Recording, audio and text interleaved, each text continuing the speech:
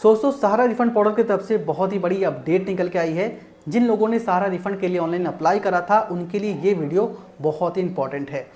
अब अगर आप अपना सहारा रिफंड पोर्टल पर स्टेटस चेक करेंगे तो स्टेटस में आपको डिफिशियंसी कम्युनिकेटेड का स्टेटस दिखेगा। पहले यहाँ पर आपको अंडर प्रोसेसिंग का स्टेटस दिख रहा था, लेकिन अब सबको डिफिशियंसी कम्युनिकेटेड का स्टेटस दिखना शुरू हो गया है। और जब आप इस पर क्लिक करेंगे तो एक पीडीएफ भी डाउनलोड होगा। तो आखिर इस स्टेटस का क्या मतलब है, इस पीडीएफ में आपको क्या बताया जा रहा है और अब आपको सहारा रिफंड लेने के लिए क्या क्या करना होगा, ये सब कुछ मैं आपको इस वीडियो में डिटेल में बताने वाला हूँ। सो वीडियो को ध्यान से पूरा ज़रूर देखिए, वीडियो आपके लिए बहुत ही इंपॉर्टेंट होने वाला है और इसे दोस्तों के साथ ज़्यादा से ज़्यादा शेयर भी करें। सो चलिए शुरू करते हैं। इसके लिए आप अपने मोबाइल में किसी भी ब्राउज़र को ओपन करेंगे, सर्च बार में आएंगे और यहाँ पर टाइप करेंगे सहारा रिफंड पोर्टल, फिर सर्च करेंगे, फिर जो सबसे पहला लिंक आएगा उस पर आप क्लिक करेंगे। वैसे मैंने सहारा रिफंड के पोर्टल का डायरेक्ट लिंक वीडियो के डिस्क्रिप्शन में भी दे रखा है, वहाँ से भी आप इसे डायरेक्ट ओपन कर सकते हैं। यहाँ पर आने के बाद आपको पता ही है क्या करना है, आपको यहाँ पर जमाकर्ता लॉगिन पर क्लिक करना है। फिर लॉगिन करने का पेज आएगा। अगर पेज यहाँ पर सही से नहीं खुलता है तो यहाँ पर आप 3 डॉट पर क्लिक करेंगे, फिर नीचे आपको डेस्कटॉप साइट का ऑप्शन मिलेगा, इस पर आप क्लिक करेंगे। आपका ये पेज डेस्कटॉप मोड में आ जाएगा। देख सकते हैं अब ये पेज बिल्कुल सही से खुल रहा है। यहाँ पर आपको अपने आधार कार्ड का अंतिम 4 अंक देना है जिससे आपने रजिस्ट्रेशन करा था। फिर अपने आधार कार्ड से लिंक मोबाइल नंबर को एंटर करेंगे, फिर ओटीपी प्राप्त करे पर क्लिक करेंगे। फिर आपके इस नंबर पर ओटीपी जाएगा, नीचे ओटीपी देकर ओटीपी सत्यापित करे पर क्लिक करेंगे। लॉगिन करते ही आपके सामने आपके क्लेम का, आपके दावे का कंप्लीट डिटेल आ जाएगा। आपका membership number, account number, receipt number, certificate number, deposit date और डिपॉजिट अमाउंट आ जाएगा। साथ ही स्टेटस में आप देखेंगे तो यहाँ पर आपको डिफिशियंसी कम्युनिकेटेड का स्टेटस दिखेगा। पहले यहाँ पर आपको स्टेटस में अंडर प्रोसेसिंग का स्टेटस दिखता था, लेकिन अब यहाँ पर स्टेटस चेंज हो गया है और आपको यहाँ पर डिफिशियंसी कम्युनिकेटेड का स्टेटस आ रहा है। तो यहाँ पर करना क्या है कि आपको इस तरह से इसे जूम करना है और जितना भी यहाँ पर आपको डिफिशियंसी कम्युनिकेटेड का स्टेटस दिख रहा है सब पर आपको बारी बारी से क्लिक करना है। एक पीडीएफ डाउनलोड होगा, तो चलिए हम यहाँ पर क्लिक कर लेते हैं। फिर एक पीडीएफ डाउनलोड होगा, उस पीडीएफ को आप ओपन करेंगे तो इस तरह का एक पीडीएफ खुलेगा जिसमें लिखा होगा आवेदन में कमियों की सूचना। इस पीडीएफ को समझने से पहले आपको ये पता होना चाहिए कि कुछ दिन पहले दावाकर्ता के रजिस्टर्ड मोबाइल नंबर पर एक मैसेज आ रहा था, एक नोटिस आ रहा था जिसमें दावा में कमियों की सूचना के बारे में आपको बताया जा रहा था। तो अगर आपको याद नहीं है तो मैं आपको दिखा दूं कि कुछ दिन पहले लगभग सभी दावाकर्ता के रजिस्टर्ड मोबाइल नंबर पर इस तरह का एक मैसेज आ रहा था जिसमें ये लिखा हुआ था योर क्लेम एप्लीकेशन नंबर इतना, डेट इतना, अकाउंट नंबर और रिसिप्ट नंबर इतना, फिर आपका सोसाइटी का नाम लिखा हुआ था, फिर लिखा हुआ था हैज सम डिफिशियंसी डिटेल्स में kindly be check by logging on the portal. यानी कि यहाँ पर आपको मैसेज में ये बताया जा रहा था कि आपके इस एप्लीकेशन नंबर में, आपके एप्लीकेशन में, आपके दावा में कुछ गलती, कुछ कमी पाई गई है जिसे आप चाहें तो पोर्टल पर लॉगिन करके चेक कर सकते हैं।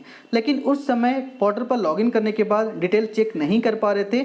लॉगिन करने के बाद भी आपको वहाँ पर अंडर प्रोसेसिंग का स्टेटस ही दिख रहा था, लेकिन अब सबको स्टेटस में वहाँ पर डिफिशियंसी कम्युनिकेटेड का स्टेटस आ रहा है जिस पर आप क्लिक करके पीडीएफ डाउनलोड कर सकते हैं और अपनी गलती कमियों को उस पीडीएफ में पढ़ सकते हैं। तो हमने यहाँ पर पीडीएफ को डाउनलोड कर लिया है। तो ये रहा वो पीडीएफ जिसमें आपकी कमियों के बारे में बताया गया है, जिसमें आपके एप्लीकेशन में गलतियों के बारे में बताया गया है। तो चलिए मैं आपको यहाँ पर बारी बारी से समझाता हूँ। वैसे यहाँ पर बहुत लंबा लिखा हुआ है लेकिन मैं आपको शॉर्ट में बताऊँगा ताकि आपको समझ में आ जाए। तो मोबाइल में ये पीडीएफ बहुत ही छोटा छोटा दिख रहा है, तो चलिए मैं आपको अपने डेस्कटॉप पे इस पीडीएफ को समझाता हूँ ताकि आप अच्छे से इसे समझ सकें। तो अभी मैं अपने डेस्कटॉप पे आ गया हूँ, तो चलिए मैं आपको इस पीडीएफ को बारीकी से समझाता हूँ। देखिए यहाँ पे साफ लिखा हुआ है आवेदन में कमियों की सूचना, यानी कि इस पीडीएफ में आपको आवेदन में कमियों की सूचना दी जा रही है। आपने जो सारा रिफंड के लिए ऑनलाइन आवेदन करा था उसमें क्या क्या कमी पाई गई है, क्या क्या गलती पाई गई है, उसकी सूचना आपको इस पीडीएफ में दी जा रही है।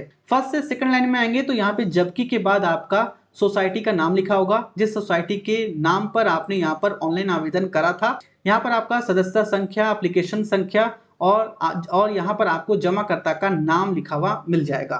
तो उसके बाद आपको नीचे आना है, ये सब कुछ पढ़ने की जरूरत नहीं है, इसे आप बस इग्नोर करेंगे। नीचे आएंगे तो यहाँ पर आपको ध्यान देना है। देखिए यहाँ पे लिखा हुआ है जबकि जमाकर्ता द्वारा प्रस्तुत दावे की विभिन्न स्तरों पर जांच की गई है और उसमें निम्नलिखित कमियां पाई गई है।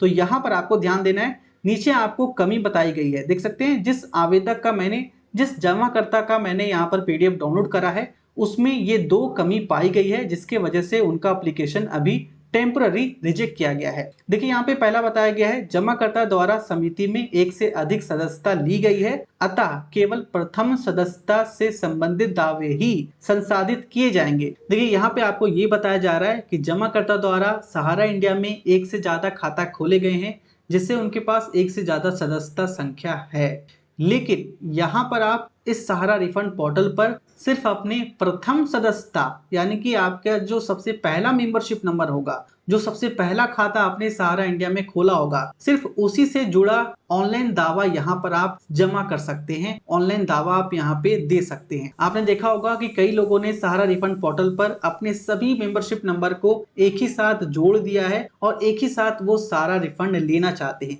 लेकिन ऐसा यहाँ पे आपको नहीं करना है। जो आपका सबसे पहला मेंबरशिप नंबर होगा, जो आपने सबसे पहला अकाउंट सहारा इंडिया में खोला होगा, सिर्फ उसी से जुड़ा यहाँ पर आप ऑनलाइन दावा जमा कर सकते हैं। तो हमने यहाँ पे पहली गलती को देख ली, अब हम दूसरी गलती को देखेंगे। यहाँ पे बताया जा रहा है दावेदार या जमाकर्ता का विवरण सहारा सोसाइटी डेटाबेस में नहीं है या सोसाइटी का सदस्य नहीं है। यहाँ पे ये बताया जा रहा है कि दावेदार या जमाकर्ता द्वारा सहारा रिफंड पोर्टल पर जो विवरण या जो डिटेल दिया गया है वो सहारा के सोसाइटी डेटाबेस में नहीं मिल रहा है या वो सोसाइटी का सदस्य ही नहीं है। तो इस कंडीशन में हो सकता है कि जमाकर्ता द्वारा जो विवरण डाला गया है, हो सकता है कि उसमें स्पेलिंग मिसमैच है, हो सकता है कि उनके आधार कार्ड का नाम और सहारा रिफंड के डेटाबेस में का नाम मैच नहीं कर रहा होगा, जिस वजह से यहाँ पर ये दिक्कत आ रही है। या ये भी हो सकता है कि जमाकर्ता ने सहारा रिफंड पोर्टल पर अपना मेंबरशिप नंबर, अकाउंट नंबर या सदस्यता संख्या गलत दे दिया होगा, जिस वजह से ये एरर आ रहा है, ये गलती आ रही है। सेम यही सारा चीज आपको नीचे इंग्लिश में भी लिखा हुआ मिल जाएगा, देख सकते हैं यहाँ पे इंग्लिश में यही चीज लिखा हुआ है। नीचे आएंगे तो यहाँ पर आपको